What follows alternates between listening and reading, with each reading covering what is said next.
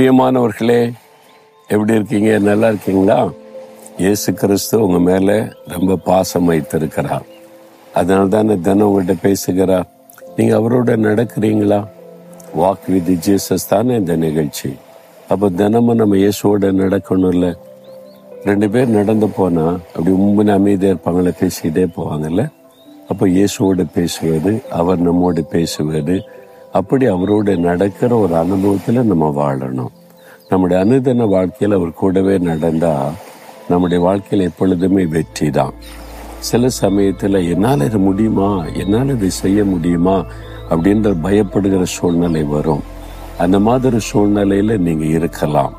இப்போ ஆண்டவர் உங்களுக்கு ஒரு வசனம் சொல்றாரு. பிலிப்பியர் 4ஆம் அதிகாரம் 13வது வசனம். என்னை பலப்படுத்துகிற கிறிஸ்துவினாலே எல்லாவற்றையும் செய்ய எனக்கு பலன் உண்டு. ஒரு பக்தனுடைய அனுபவம் இது. அமெரிக்கா தேசத்துல இவாண்டர் ஹோலிஃபீல்டு அப்படின்னு சொல்லி ஒரு குத்துச்சண்டை வீரர் இருந்தார்.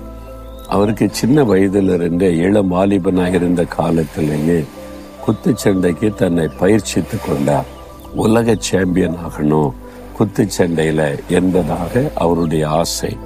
சிறு வயதிலிருந்தே அதற்காக பயிற்சி எடுத்து இப்பொழுது நல்ல நிலைமைக்கு வந்துட்டார். பல போட்டிகளிலே வெற்றி பெற்று சாதித்து வந்து இப்போ உலக சாம்பியனோட மோதணும். அப்பதான் இவர் உலக சாம்பியன் ஆக முடியும். அவரோட மோதி வெற்றி பெறணும். அதற்கு தன்னை ஆயத்தப்படுத்தி கொண்டிருந்தார். அப்படிப்பட்ட ஒரு சமயம் வாய்த்தது. அதற்கு தன்னை ஆயத்தப்படுத்தி கொண்டிருந்தார். அந்த சமயத்துல அவருடைய இருதயத்துல ஒரு பாதிப்பு ஏற்பட்டாரு. அதனால டாக்டர்கிட்ட போன போது அவங்க பரிசோதித்து சொன்னா, உன் இருதயம் வீக்கா இருக்குது, உன் இருதயம் பாதிக்கப்பட்டு இருக்கிறாரு, அதனால உன்னுடைய ஹார்ட்ல ட்ரீட்மெண்ட் எடுக்கணும்னு சொல்லி சில மருத்துவம்லாம் செய்துட்டு சொன்னாங்க. இனி நீ குத்துச்சண்டை விளையாடக்கூடாது, அதன் உயிருக்கே ஆபத்தாகிவிடும், உன் இருதயம் ரொம்ப பலவீனப்பட்டு பாதிக்கப்பட்டதுனால இனி நீ கவனமா இருக்கணும், குத்துச்சண்டை விளையாடக்கூடாதுன்னு சொல்லிட்டாங்க. இவருடைய கனவே உலக குத்துச்சண்டை சாம்பியன் ஆகணும் என்பதுதான்.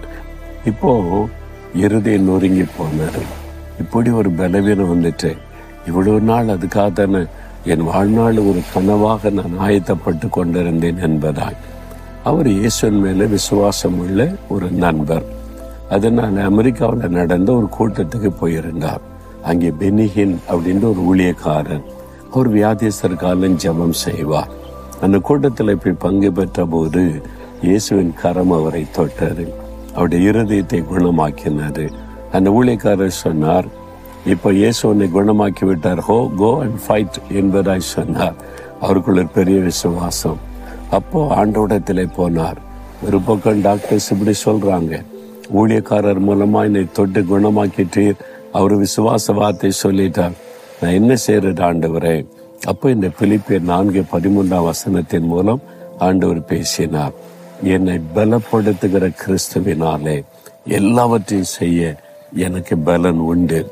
உன் பலன் அல்ல, உன் சரீரம் பலவீனப்பட்டது, உன் சரீரம் வீக்கானது. உன்னை பலப்படுத்துகிறவர் நான், எல்லாவற்றையும் செய்ய வைக்கிறவர் நான், ஜெயம் கொடுக்கிறவர் நான், பயப்படாதே என்று இந்த வசனத்தை கொண்டு ஆண்டவர் தைரியப்படுத்தினாரா? உள்ளத்துல பெரிய தைரியம் வந்தது. அந்த வசனத்தை தினமும் சொல்ல ஆரம்பித்தார். என்னை பலப்படுத்துகிற கிறிஸ்துவினாலே எல்லாவற்றையும் செய்ய எனக்கு பலன் உண்டு.